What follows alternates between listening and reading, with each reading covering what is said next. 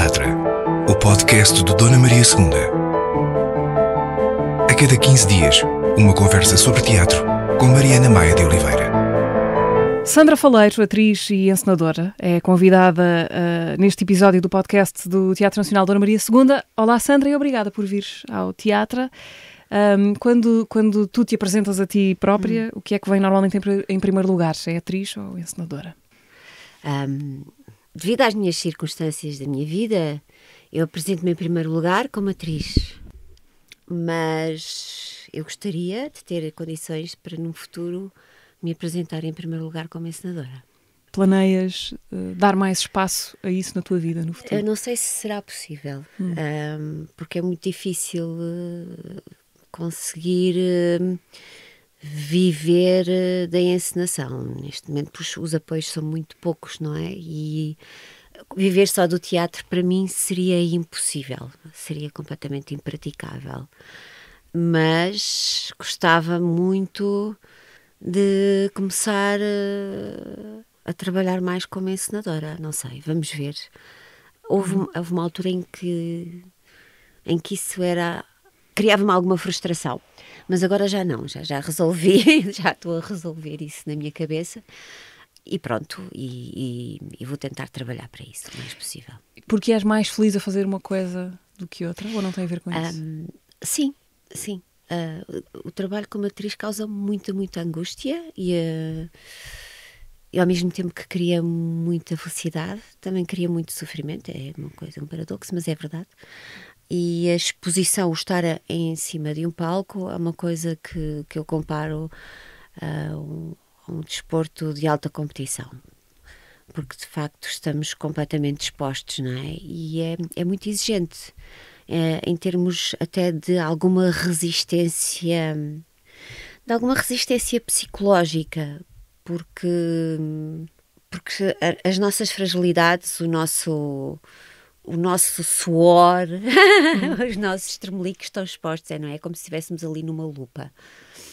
E se uma pessoa está mais insegura, o que faz parte da minha natureza, torna-se sempre um exercício de grande esforço. Claro que depois há momentos que acontecem durante o espetáculo em que me esqueço de mim própria, por momentos, não é sempre, não é?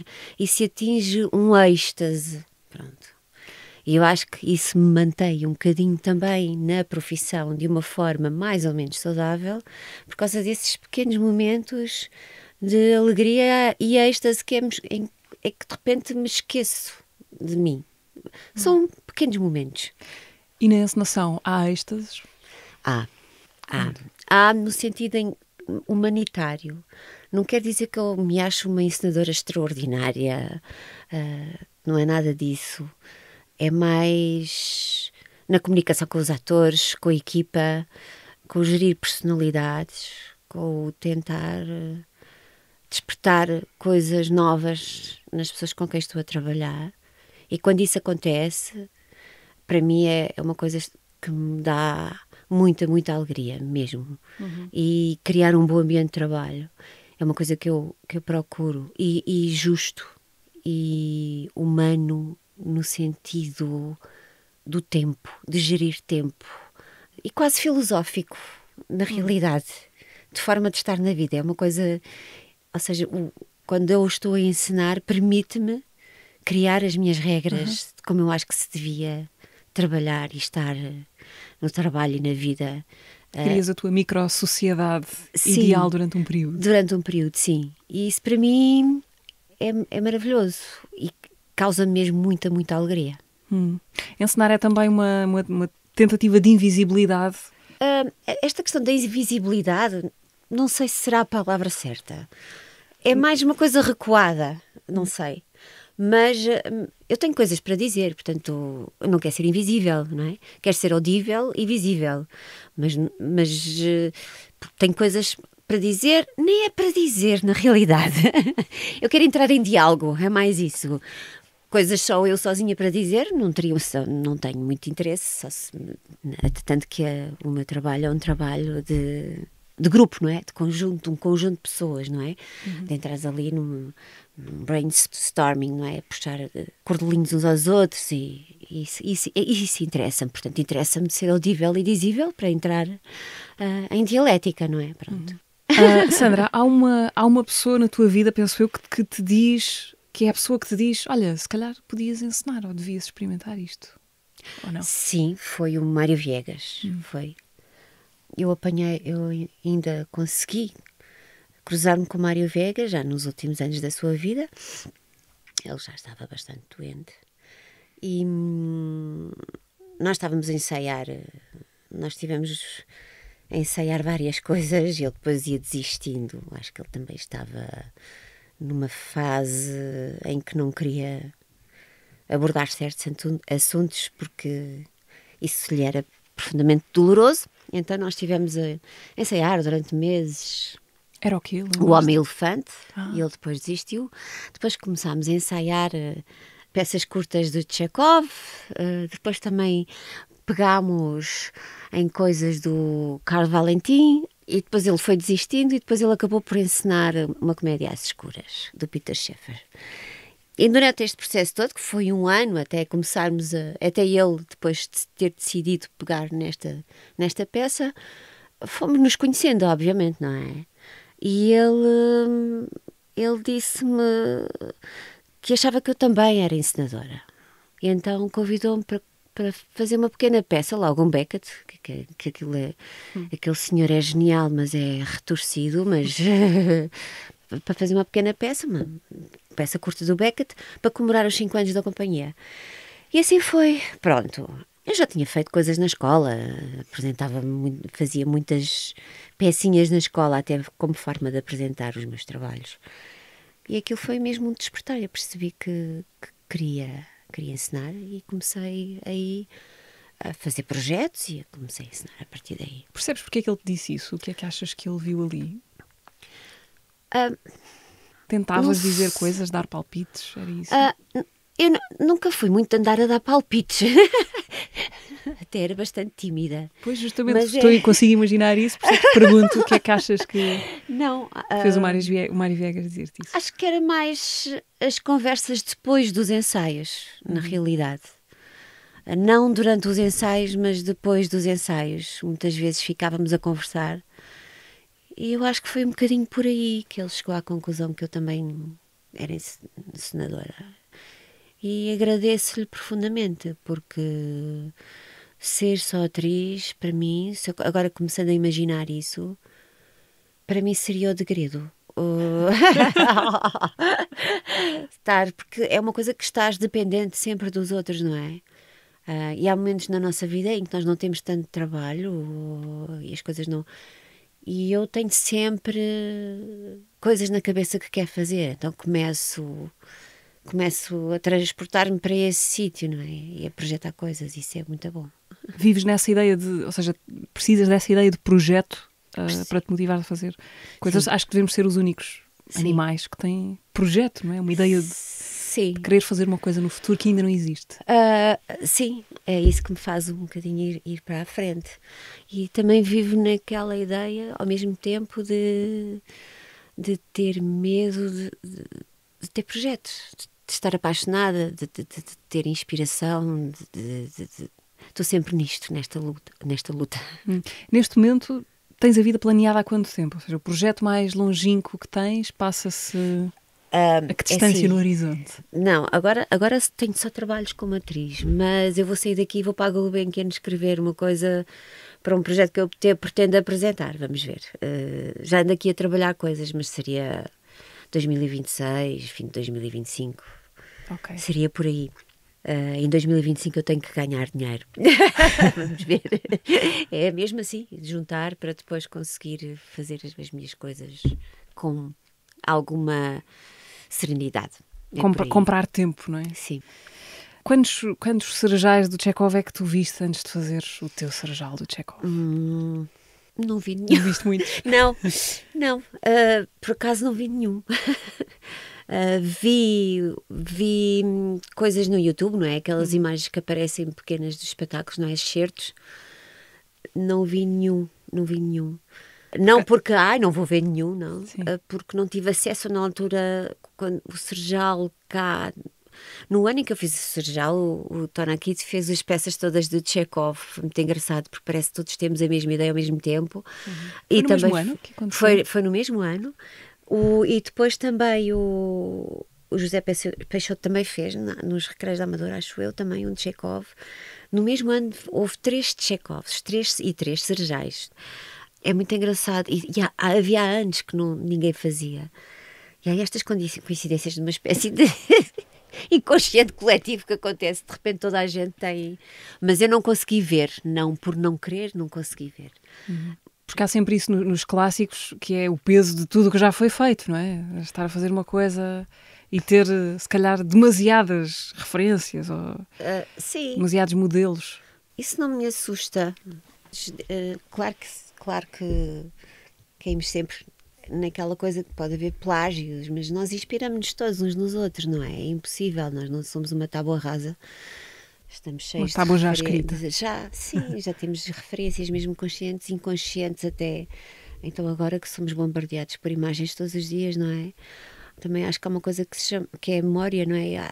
Também há coisas que eu questiono muitas vezes se há imagens que eu tenho se são mesmo minhas ou se já são coisas antigas que ficaram aqui guardadas numa gavetinha qualquer e que eu fui rebuscar e que me aproprio delas pensando que são minhas. Há estas questões todas, não é? Mas em relação aos clássicos não me assustam nada. Antes, pelo contrário, inspiram muito e ensinam muito sobre como fazer teatro. Chekhov era um amigo de cabeceira, de longa data, ou não? Sim, Chekhov é o meu dramaturgo preferido. Eu adoro... Eu acho que ele é genial, assim como outros são geniais, mas ele toca-me num sítio aqui muito profundo desta questão do patético e da condição humana e depois tem um lado de muita ternura também ao mesmo tempo para com a humanidade. E este também é um romântico, não sei, é uma coisa assim... E é poético, e é cómico, e é trágico. E eu gostava muito de pegar em mais textos dele. E adoro os contos dele, acho que aquilo é genial, é impressionante. Gostava muito de voltar a pegar e a fazer mais de Chekhov, sim. Há haver um próximo de Chekhov? Tens Talvez. algum no princípio da lista ou não? Tenho. Qual é? Posso perguntar? A Gaivota. Sim. Também levantas muitas questões o velho teatro, o novo teatro, até questões que têm a ver com ambientais. Há muita coisa ali e eu gostava de pegar na Gaivota. Nesse espetáculo, na tua encenação do Serjal, acho que não houve quase nada que tu não fizesses. Encenaste, foste atriz, fizeste cenários, fizeste figurinos. Foi vontade artística ou imposição orçamental? Imposição orçamental. Eu preferia muito mais ter assim um bom cenógrafo e um bom figurinista que me pusesse coisas, não é? Que acrescentasse coisas do que... E também uma atriz a fazer a minha personagem. Porque, embora eu gosto imenso de fazer figurinos, eu gosto desta questão toda cenográfica, também gosto de ser atriz, claro, mas foi um trabalho hercúleo, não é? Quer dizer, foi uma coisa, eu adorei fazer aquilo, mas senti que fiquei sem sangue, praticamente, de tanto que trabalhava. E também acho que, lá está, isto é uma coisa multidisciplinar e adorava ter pessoas... As outras disciplinas. Das outras disciplinas para eu entrar, não é? Para conversar, para trocar ideias, para me enriquecerem. Mas não foi possível. Não foi mesmo possível. Pelo menos para os atores terem um ordenado minimamente digno, não é? Minimamente. E estamos a falar de minimamente, sim. Tens alguma obsessão temática? Se pensares naquilo que te interessa... Temas, textos, quais são as tuas fixações? Consegues identificá-las? Sim. O teatro. Estou sempre a pensar no teatro, dentro do teatro, o que é o papel do ator quando está a fazer uma peça, o que é a personagem, o que é o ator, o que é a nossa voz, o que é a voz da personagem. Estou sempre nestas questões das camadas, não é? Da ficção, da realidade, destas margens que são muito, às vezes tornam-se ténues, porque também mesmo as personagens, às vezes, quando se faz um casting, quando eu penso em certos atores para fazerem certas personagens, a escolha tem a ver também com a energia, com a personalidade da pessoa para aquela personagem, mesmo que seja o oposto, não é? Mas há ali qualquer coisa que liga, e então eu estou sempre nestas coisas. É meio existencialista na realidade, não é? Acho que tem a ver muito com a minha natureza. Eu às vezes penso que se não tivesse seguido esta carreira, entre aspas, porque carreira também é uma palavra que não existe bem na nossa profissão, acho que teria tirado um curso de filosofia, porque adoro. Eu gosto muito desta coisa existencialista que o teatro tem. Isso enriquece muito e eu acho que estou constantemente a falar disso nas minhas encenações. Acontece muito ires ver espetáculos, até de coisas que nem sabes bem o que vai ser.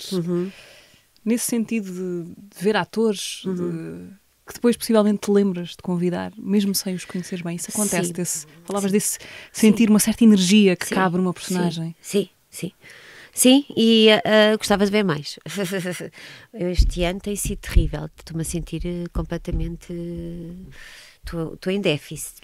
Há um paradoxo que os atores, quando trabalham muito, não conseguem ir ver outros atores. Está a ser mesmo mau a esse nível. E estou mesmo em déficit. Mas sim, tento fazer isso. Tento fazer isso e acho que estou um bocadinho sedenta até de conhecer pessoas novas, desta nova vaga de malta, assim, que está a sair do conservatório, dos 20, 30, porque questiono muito, ando a pensar muito também sobre isto, porque eu apanhei uma época em que de facto fui privilegiada. Conseguia-se viver do teatro, conseguia-se dividir uma casa com uma amiga para estar em Lisboa a estudar e a trabalhar. Não éramos bombardeados com tanta informação das redes e da imagem, não é?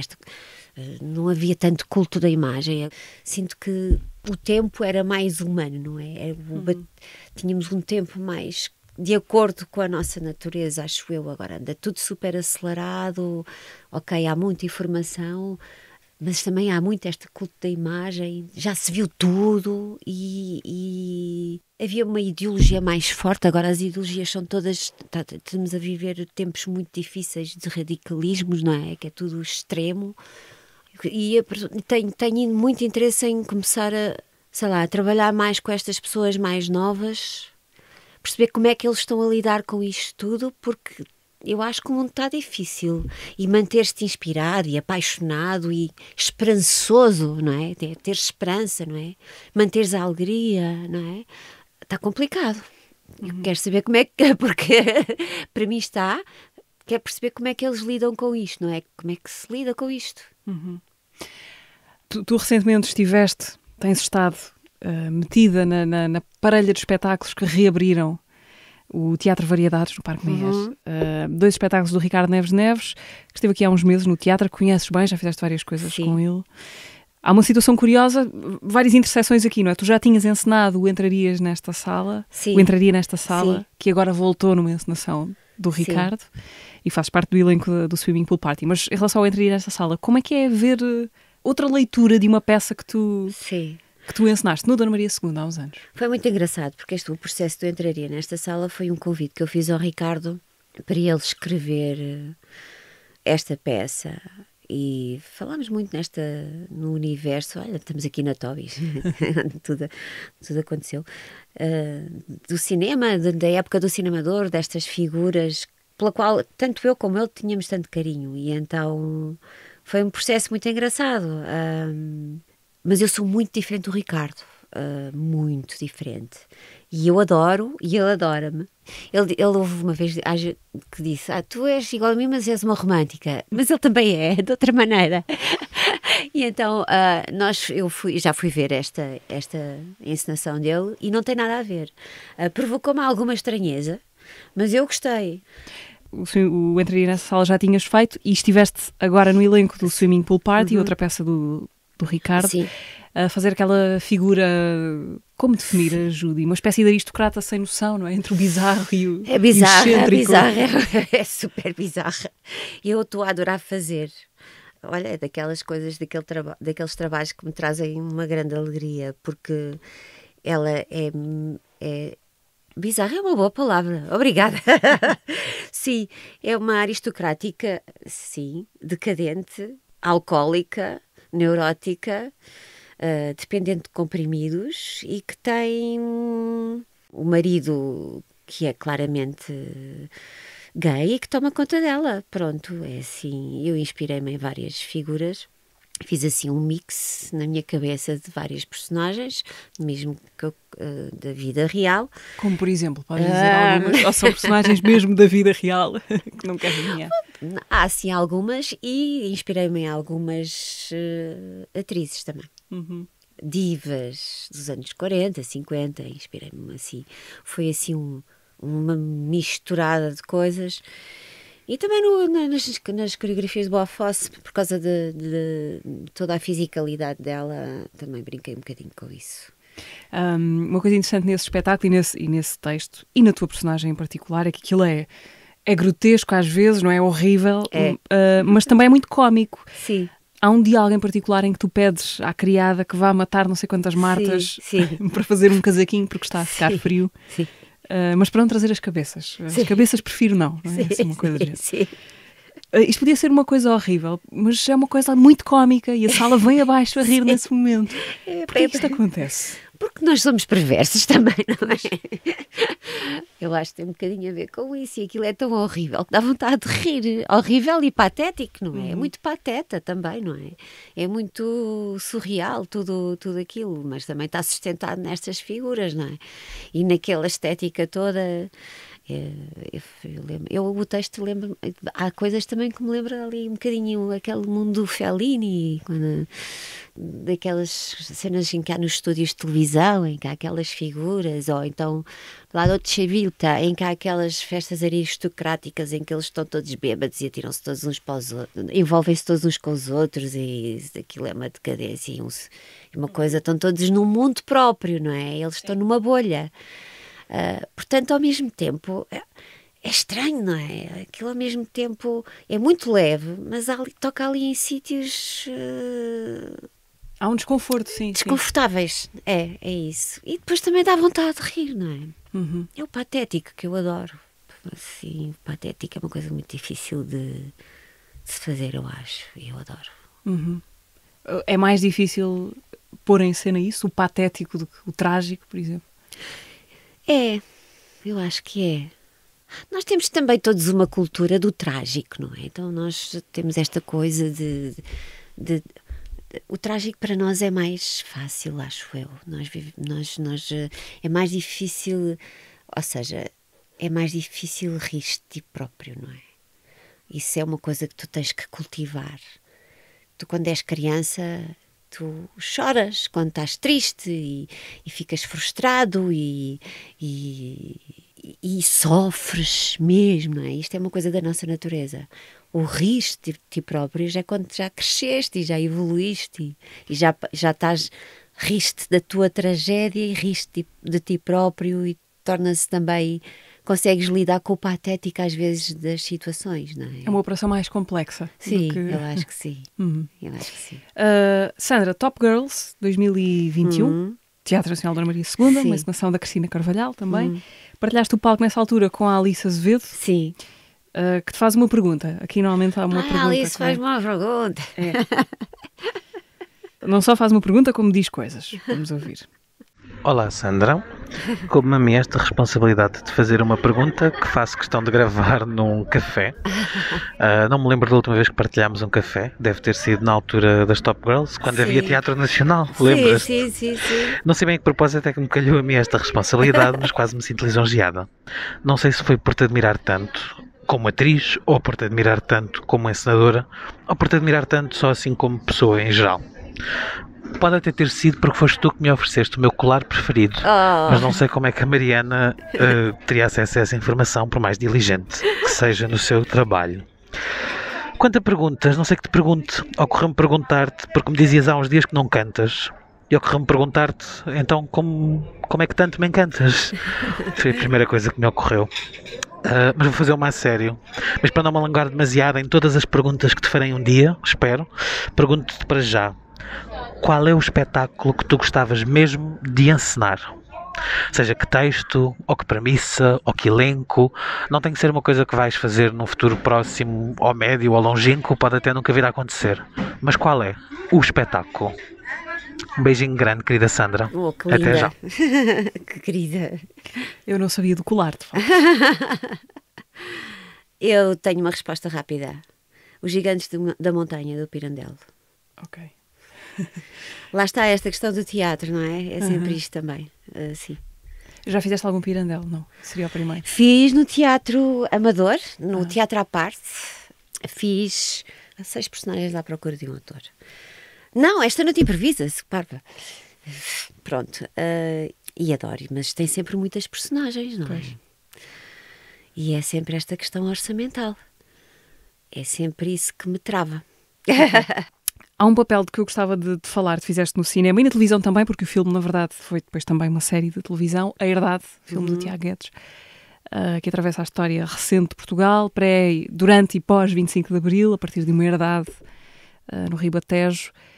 Essa interpretação que te valeu uma série de prémios e nomeações, e, enfim, tu és a senhora da herdade, a mulher do João Fernandes, o latifundiário. Foi o teu primeiro grande papel em cinema? É engraçado porque estás a fazer essa pergunta, porque eu outro dia estava com uma colega minha, que eu adoro, uma atriz, e ela está a dizer: Sandra, porque tu, bem, só agora é que me convidaram para fazer cinema, tu fazes tanto cinema. E eu disse-lhe assim: olha, o primeiro papel que eu tive, assim, em cinema grande, foi na Herdade. Eu tinha 47 anos.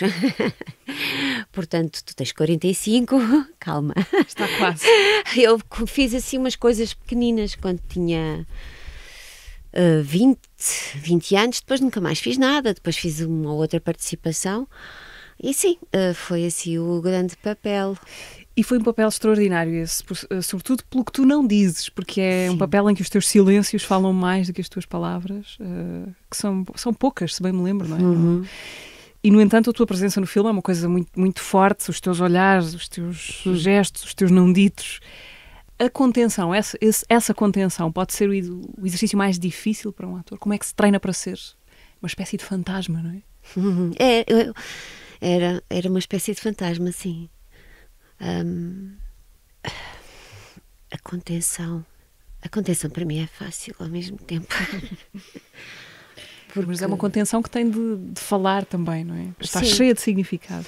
Sim, eu acho que tu tens que ouvir, principalmente, e sentir, não é? Sentir as coisas dentro de ti, não é?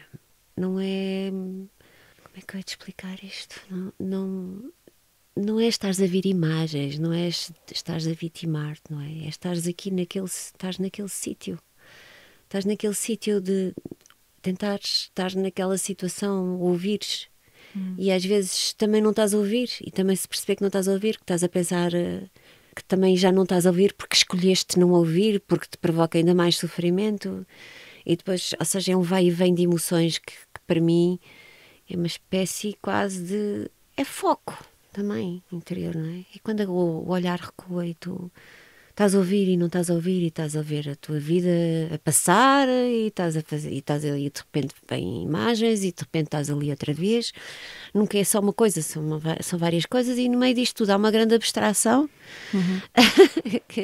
Porque ela está a perceber tudo, não é? A Leonor, não é? Sim. Leonor está a perceber tudo, sabe das traições do marido, apercebe-se de uma série, intui uma série de coisas, mas está quase sempre calada, não é? Como estavam as mulheres na altura. Sim, como estão muitas também agora, não é? Mas na altura mais, sim. Foi antes de 25 de Abril. E eu conheço algumas mulheres assim também, que me inspiraram, não é? Eu acho que nós também vivemos muito disso, de tentar ouvir os outros, não é? Ouvir mesmo a sério, não é? Não é a primeira camada, não é? Porque nós todos temos muitas camadas e depois do estás bem, sim estou, depois do sim estou, há todo o mundo até chegar ao sim estou e provavelmente vai chegar ao não estou, estou mais ou menos por causa disto e disto. Eu acho que temos de estar atentos uns aos outros, na realidade. E isso também é uma coisa que me faz gostar tanto desta profissão. Tem um caráter profundamente humanista, não é? Uhum.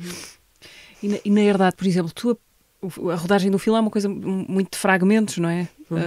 Ao contrário de um espetáculo de teatro, começa, tem um meio e acaba. Sim. Conseguias perceber o filme antes dele estar acabado? Estavas ali um bocadinho... Não fazia ideia, não.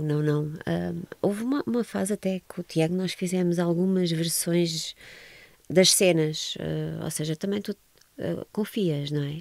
E eu confio profundamente no Tiago, acho que ele é maravilhoso. Houve versões de cenas, houve algumas que fizemos coisas completamente diferentes, de reações possíveis, não é? Porque de facto também as coisas não são uma...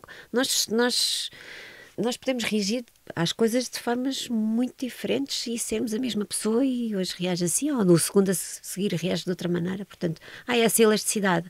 Nós também não podemos ter aquela ideia de que as coisas são... não, ela só fazia isto, não, ou só podia reagir desta maneira. Não, nós não somos assim.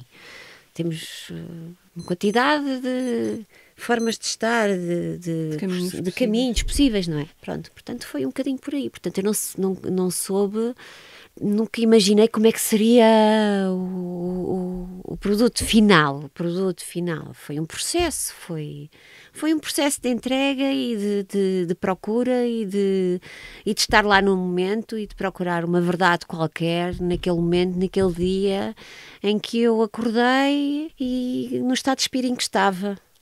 E servir a Leonor, na realidade, foi um bocado por aí. Sandra, super pai, ser a Isabel Catarino, que reação é que isto ainda te suscita, 20 e tal anos depois? São coisas muito carinhosas, muito ternurentas. Na altura em que foi o super pai, não se fazia muita televisão, não é? Portanto, aquilo foi muito marcante. Tudo o que havia tinha um grande impacto, exatamente.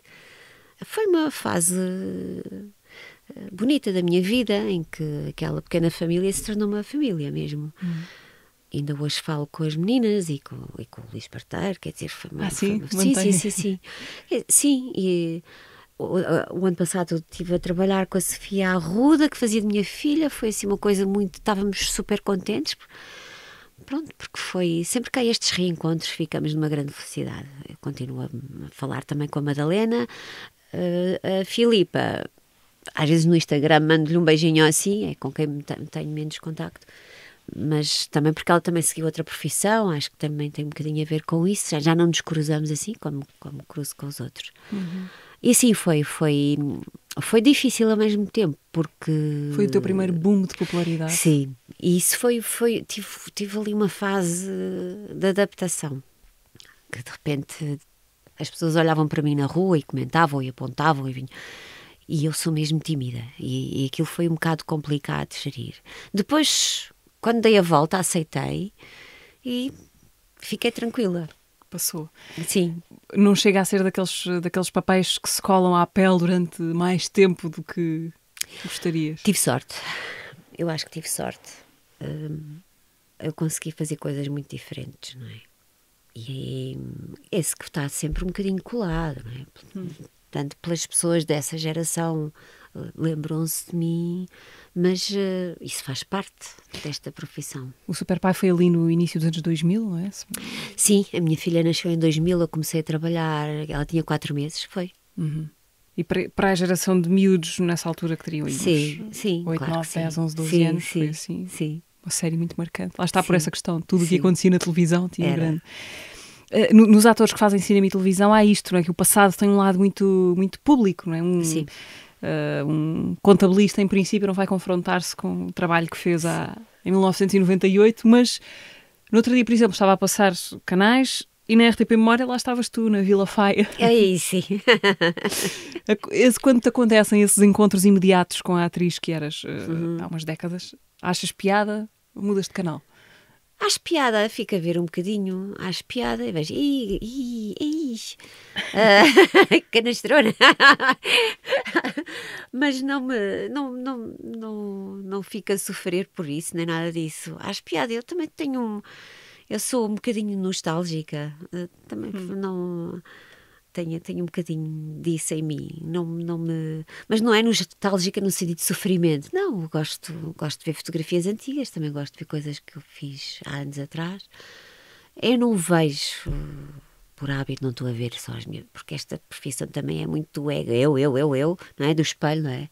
Sempre a confrontar-me com o espelho, não é? Esta coisa, com ouvir a minha voz. Portanto, eu não sou... Tento desligar-me um bocadinho. Mas quando calha para lá está, mudar o canal, também teve a dar há pouco tempo, eu não sei se ainda está a dar, o Beijo do Escorpião também, na TVI, também já foi há uns aninhos. E começo a pensar é na fase da vida em que estava nessa altura, não tanto como no trabalho, começo a ver, depois canastrona, então, ali está bem, não, ali está uma bela porcaria, e depois começo a pensar onde é que eu estava nessa altura, o que é que eu fazia, como é que estava a minha vida. Isso é engraçado também, uma espécie de diário. Também ajuda a lembrar certas coisas. Sim.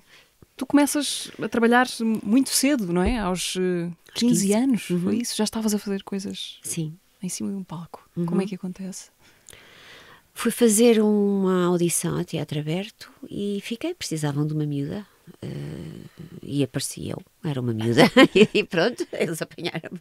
Mas eras uma miúda já interessada, nem que vagamente em teatro? Era uma miúda interessada em teatro, sim, aliás, foi a minha prima que me inscreveu, porque eu sempre tive esta coisa, lá está, de fazer os teatrinhos na escola, desde miúda, de fazer as minhas encenações desde miúda, não é? Fazia coisas desde a primária, portanto sempre tive isso em mim. E lembro-me quando é que isso aconteceu. Foi o do Afonso Henriques, do Teatro do Bando, que foi à escola apresentar esse espetáculo. E eu pensei que queria fazer aquilo. Pronto, foi aí. Portanto, é isto acompanha-me desde sempre. E isto foi um acaso, quase. Ela inscreveu-me, eu fiquei nas audições e foi ótimo, porque eu tinha interesse, mas não tinha grandes pistas de como chegar lá. Os meus pais também não sabiam. E depois, quando entrei no Teatro Aberto, percebi que havia uma escola de teatro, chamada, na altura era o Conservatório, agora já não se chama assim. Percebi que tinha que tirar o 12º ano, tinha que fazer audições, tinha que fazer... E pronto, e foi assim. No fundo, como é que se dá forma material a uma intuição que se tem? Sim. Pronto, foi aí que eu percebi o que tinha que fazer, o que tinha que estudar, que tinha que ver peças, que existia aquele teatro e aquele e o outro. Pronto, não tínhamos esse hábito. Eu era uma menina que vivia no Cacém, nos subúrbios, nós não tínhamos o hábito de ir ao teatro e ao cinema, porque havia um cinema perto de casa, então ia sempre ao cinema, mas teatro nunca. Depois comecei a perceber estas coisas todas e comecei a ir ver espetáculos e a ler e a... Ias com os teus pais ao cinema, eles levavam? Não, ia... Por tua conta? Ia por minha conta, ia muitas vezes com uma prima minha, que era a minha vizinha, íamos as duas. Tu és do Cacém, cresceste no Cacém, sim. Mas o Cacém no início dos anos 70... era um sítio muito diferente daquele que é hoje, ou daquele em que se transformou depois do boom de construção dos anos 80, por aí. Sim, a minha rua era como aquelas ruas do Conta-me Como Foi, aquela série, aqueles prédios assim de 3 andares, e era assim. Portanto, era uma coisa muito... era quase aldeia. À volta, a única rua que havia prédios era a minha, e eram prédios e vivendas, mas eram de 3 andares, eram estes, eram mais uns, mas de resto era tudo vivendas. Era um ambiente familiar, todos os vizinhos se conheciam, íamos a casa uns dos outros, e à volta era só pinhal.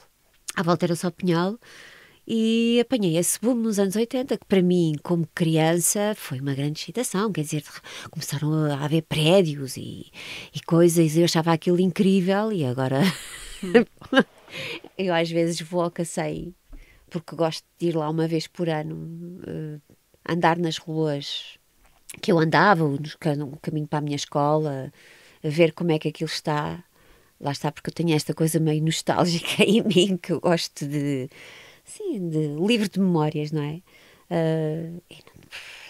tem nada a ver. Eu cresci no campo. Deixaste de morar no campo para passar a viver numa periferia urbana, sim. sem sair do mesmo sítio. Sim.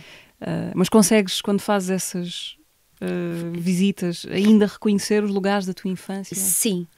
E há coisas que me deixam muito triste, não é? Mas é muito engraçado, porque eu tenho sonhos recorrentes, porque lá está, a infância é um sítio muito marcante, não é, na nossa vida.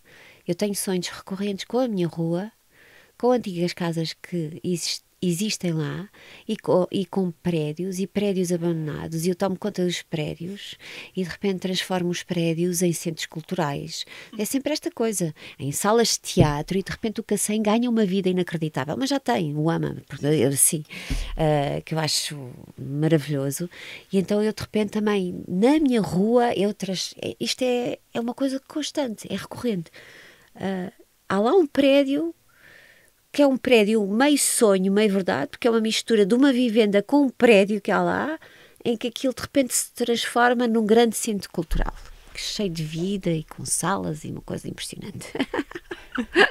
Bom, está aí um projeto de vida, não é? Um dia que decidas dar-lhe andamento.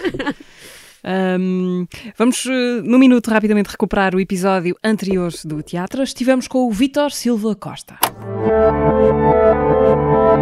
Eu era muito ligado ao desporto, fazia desporto e a minha vida sempre foi o desporto. Tive uma lesão e eu naquele momento, sem pensar disse, então não quero mais. Eu lembro-me de estar a fazer um monólogo e pensar, quem és tu? Porquê é que estás aqui? Foge, tipo, isto não faz sentido nenhum.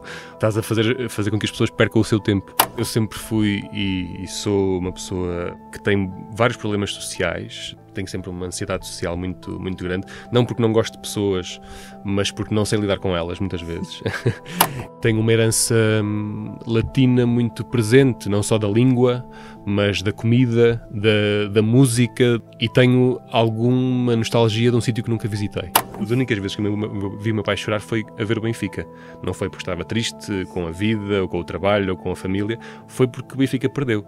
Isto é muito bizarro. Eu penso muitas vezes que se trabalhasse como ator, se não fizesse teatro, televisão e cinema, gostaria muito de ser guitarrista numa banda de pós-punk, uma coisa assim. Aquilo que eu sinto, na verdade, é que eu sou muito mais inteiro no trabalho do que na minha vida pessoal. Sempre que eu penso em ensaiar, em filmar ou em fazer espetáculo, eu estou nesta ânsia antes do jogador bater o penalti, que é, bora, vamos, está quase a chegar a hora, bora. Episódio anterior do Teatro, todos para recuperar no Spotify, YouTube, SoundCloud e Apple Podcasts. Sandra, uma ou várias sugestões que nos queiras deixar? Eu agora ando obcecada com um programa que já foi no ano 2000, que eu ando a recomendar a todos os meus amigos, que é o Belo e a Consolação, que é um programa holandês incrível, que foi em 2000, que tem vários, que entrevista filósofos, físicos, escritores. É este o princípio, o que é o belo e a consolação na vida. Portanto, eu ando sempre eu agora acho que estamos todos sempre à procura do belo e da consolação na vida, não é? E como, de facto, estas questões todas da guerra que estão a acontecer, estas coisas a que estamos a assistir, este ambiente tenso que eu acho que se sente no ar, não é? Esta questão das pessoas estarem a ficar-se em casa, de trabalharem muito e não ser suficiente para pagar as contas. Esta a questão toda da imigração e os discursos de ódio. E está-me a fazer já... Claro que leio, porque todos eles falam na leitura, refugiam-se na leitura, os livros são uma coisa maravilhosa, mas quando estou muito cansada, que chego a casa muito cansada depois do espetáculo, vejo um episódio destes, ouvir estes senhores e estas senhoras a falarem, consolam-me muito. Portanto, isto é uma sugestão. Por onde é que chegamos? Ao Belo e a Consolação? YouTube, será? YouTube. Ok. Fácil. E chegam lá. É muito fácil. Estão lá todos. É incrível. Sandra, ainda te lembras como é que fala o Ash dos Pokémon?